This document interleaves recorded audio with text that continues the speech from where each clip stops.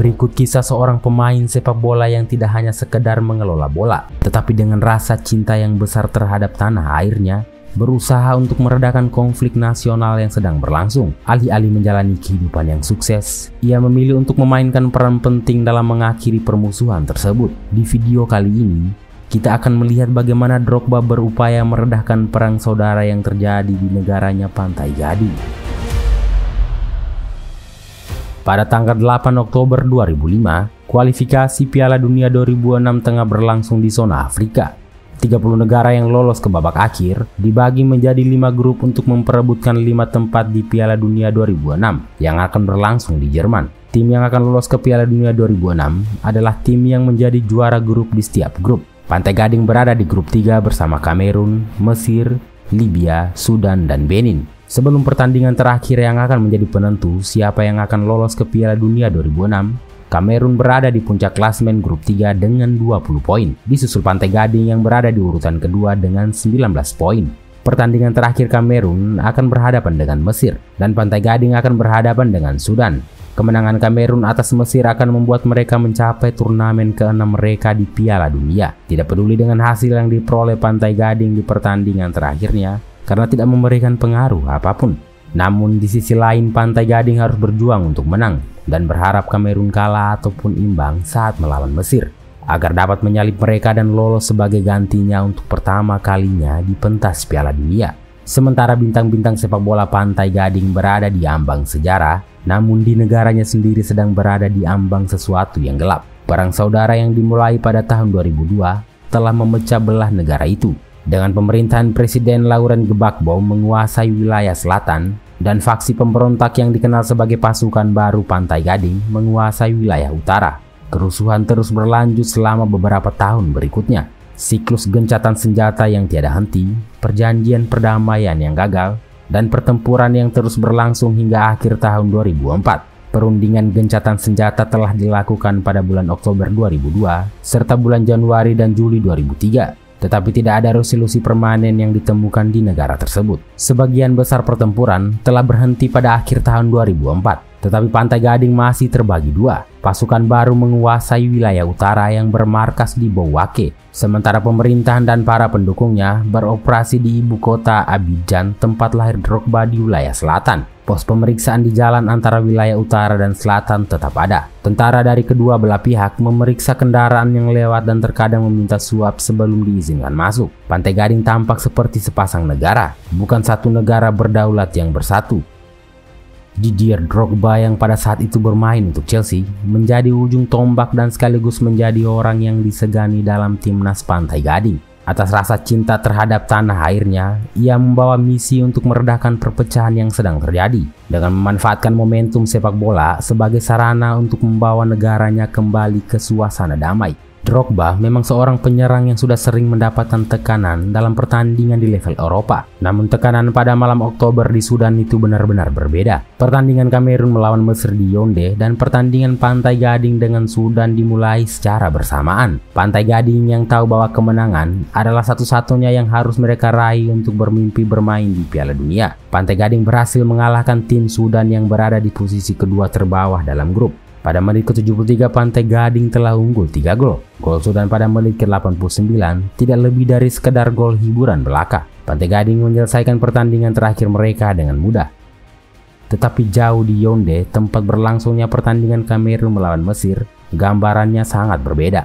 Kamerun memimpin pada menit ke-20 dengan pertandingan berlangsung ketat. Gol penyeimbang pada menit ke-79 yang dicetak oleh Muhammad Shawki membuat Mesir menyamakan kedudukan dan membalikan keadaan untuk menguntungkan Pantai Gading. Hasil imbang asalkan mereka mengalahkan Sudan akan membuat mereka lolos ke Piala Dunia. Dengan hanya beberapa detik tersisa di Yaounde dan dengan skor imbang 1-1, Pantai Gading tampak siap untuk perjalanan perdana mereka ke Piala Dunia.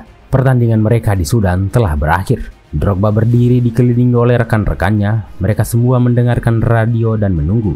Kemudian berita menghancurkan itu menyebar. Kamerun telah diberi hadiah penalti pada menit ke-4 injury time. Dalam setiap kisah patah hati, pasti ada kisah bahagia.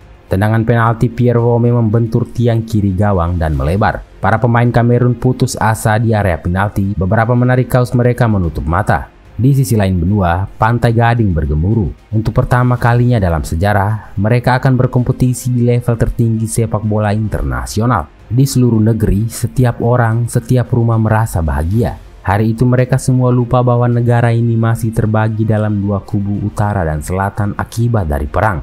Dari semua drama sepak bola yang menegangkan yang terjadi malam itu, peristiwa paling dahsyat tidak terjadi di lapangan sepak bola, tetapi di ruang ganti sempit Stadion Al-Merreikh. Kamera TV dibawa ke ruang ganti. Para pemain berkumpul, berdiri di tengah dengan mikrofon di tangan adalah sosok penyerang Chelsea sembari berkata, "Pria dan wanita Pantai Gading dari utara, selatan, tengah, dan barat, kita membuktikan hari ini bahwa semua warga Pantai Gading dapat hidup berdampingan dan bermain bersama dengan tujuan bersama untuk lolos ke Piala Dunia. Kami berjanji bahwa perayaan ini akan mempersatukan rakyat. Hari ini kami mohon padamu untuk berlutut. Satu-satunya negara di Afrika yang memiliki begitu banyak kekayaan tidak boleh terlibat perang. Tolong letakkan senjata Anda dan adakanlah pemilihan umum. Kami ingin bersenang-senang, jadi berhentilah menembakkan senjata kalian." Naif rasanya jika berpikir bahwa sepak bola dapat menyelesaikan ketegangan etnis dan budaya yang mengakar. Tetapi kata-kata Drogba tidak dapat disangkal memiliki dampak. Drogba dari selatan menyampaikan pidato spontannya sambil merangkul bahu Kolo Toure, seorang muslim utara, yang mana ia mau menunjukkan bahwa perbedaan bukan menjadi alasan untuk perpecahan. Sepak bola saja jelas tidak cukup untuk menciptakan perdamaian jangka panjang. Tetapi tindakan Drogba mengingatkan faksi-faksi yang bertikai bahwa mereka berdua berasal dari negara yang sama. Pantai Gading masih terbangun keesokan paginya dalam situasi yang sama sebagai negara yang terpecah. Namun ada sesuatu yang menggemparkan dan minggu-minggu serta bulan-bulan berikutnya menyaksikan perubahan dramatis. Klip video diputar tanpa henti di televisi menjadi kekuatan dari paparan media untuk membawa perubahan. Dan perubahan pun terjadi. Kedua belah pihak bergerak lebih dekat ke meja perundingan dan gencatan senjata akhirnya ditandatangani. Pada Piala Dunia 2006, Pantai Gading tersingkir di babak penyisihan grup, kalah dari Argentina dan Belanda sebelum mengalahkan Serbia dan Montenegro. Meskipun mereka kembali lebih awal dari Jerman, namun itu adalah penampilan pertama di pentas Piala Dunia yang patut dibanggakan. 2 tahun kemudian, ketika hubungan di negara itu masih bergejolak, Drogba menggunakan sepak bola untuk melakukan intervensi penting lainnya yang berhasil meredakan perang. Pantai Gading yang dijadwalkan menjadi tuan rumah untuk menjamu Madagaskar pada bulan Juni 2007 dalam kualifikasi Piala Afrika 2008. Pertandingan yang semulanya direncanakan akan dimainkan di ibu kota Abidjan, tetapi Drogba kemudian menggunakan pengaruhnya untuk membujuk Presiden Gbagbo agar memindahkan pertandingan ke Bouaké, kubu pemberontak di utara. Dan yang mengejutkan publik bahwa sang presiden menyetujui permintaan itu. Pertandingan tersebut memberikan kesempatan bagi rekonsiliasi nasional, kesempatan untuk mengirim pesan kepada warga di seluruh negeri bahwa tim Pantai Gading mewakili mereka semua, baik utara maupun selatan, baik muslim maupun Kristen. Stadion di Bouaké bahkan diberikan dana oleh pemerintah untuk membangun kembali lapangan dan merenovasi sebagian gedung. Dan jelas bahwa sepak bola mampu menyatukan dua wilayah yang berseberangan dengan cara yang tidak dapat dilakukan oleh politisi atau diplomat manapun. Di dalam stadion itu berdiri pasukan pemerintah dan pemberontak saling meneriakan yel-yel sepak bola. Itu adalah perubahan yang nyata dari kekerasan di masa lalu. Rasanya lebih dari sekedar sepak bola. Pantai Gading mengalahkan Madagaskar dengan skor 5-0, menandakan dominasi mereka pada laga itu. Dengan Drogba menambahkan gol terakhir pada menit-menit akhir penghujung laga, menyambar gawang kosong setelah mengocek kiper dengan mudah. Peluit akhir berbunyi, para penggemar berlari ke lapangan untuk memeluk pahlawan mereka, menerobos barisan pasukan pemberontak yang bertindak sebagai penjaga. Sementara di tribun yang lebih tinggi berdiri pasukan pemerintah menyaksikan momen itu. Kedua belah pihak mulai menyadari bahwa mereka memiliki lebih banyak kesamaan daripada yang mereka duga sebelumnya. Isyarat simbol pertandingan di Bouaké tampak telah menyatukan negara sekali lagi.